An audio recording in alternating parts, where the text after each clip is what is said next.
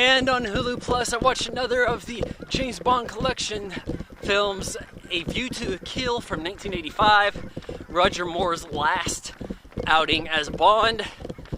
This is one a lot of people have problems with. I do too. So we start out, we have infamous snowboarding scene with California girls playing as Bond tries to elude some Russians. I think it's Russians. But there's like a microchip on this dead body he found in like the Arctic. And we get the, as he gets away and everything, that's when we have our intro music, our title sequence with Duran Duran's A View to a Kill playing. This was the biggest hit for a Bond title song, really. This got to #1 in the US back in '85. That's a pretty good song.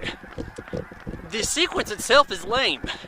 It's girls with fluorescent, dark light body paint kind of thing going. And they're just kind of like against a flat shot, just straight on. It's actually quite boring. Bond says, okay, microchip something, whatever. Tracing to this guy who likes horses. This guy has race horses. He's giving controlled... I don't want to get any shit on me over here. He's giving him like computer-controlled doses of like steroids, I guess, during the races so that he can win. He also has an oil pipeline. I mean, and the bad guy is played by who should be a good bad guy, Christopher Walken, plays Zorin. But you're thinking like, what's this guy's thing? And it's like they couldn't decide. Is he the computer chip guy? Is he the oil baron? Is it steroids? What is it? Well, he's got... You throw them all together, it's just too eclectic. I couldn't really even tell you what his whole scheme was. It had something to do with flooding a lake. Well, this has one of the more memorable Bond villainesses. Mayday, Grace Jones, Super Strength. But I also want to point out Jenny Flex, Allison Duty. Have mercy, man. She was like 19 at the time of this. Hottest Bond chick. Not in a main role. I mean, she's kind of a side villain. But, I mean, jeez. Hottest babe of the 80s. This is Elsa. Yeah, from Last Crusade. So, she looks mighty damn fine.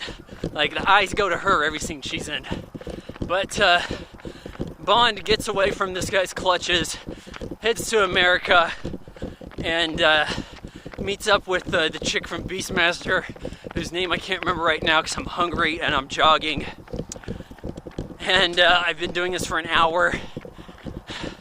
But anyways, yeah, she's awful, just screams James all the time.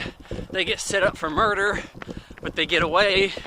They chase Zorn to his mine shaft where he's going to blow up this lake, try to foil that. He decides to kill off his own people, including Mayday, but Mayday survives. Jenny, unfortunately, does not.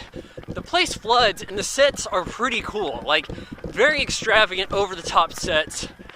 A lot of that work looks fine to me. And in some ways, I miss it because you know you're not going to see this kind of stuff ever again. You know it's going to be CGI water from here forward.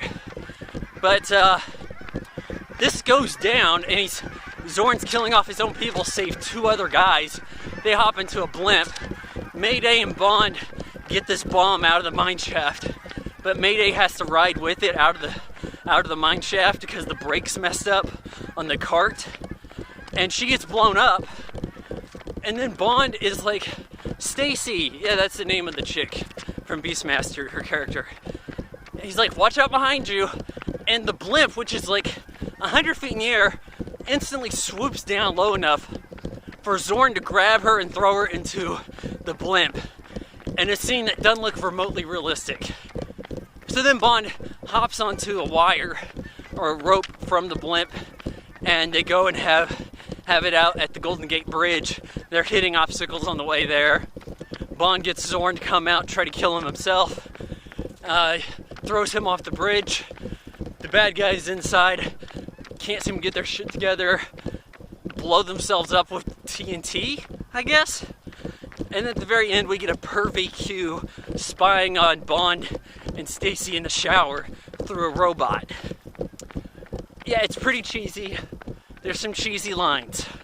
Oh, the bubbles. This girl's in this hot tub. The bubbles, they tickle my... Oh, Tchaikovsky.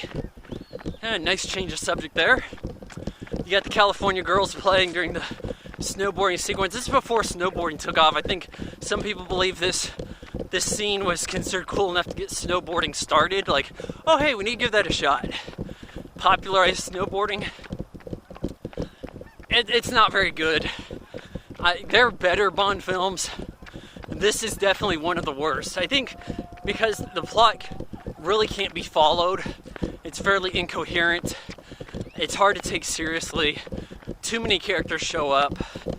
I give A View to a Kill, not even a good title, 2 out of 4 stars.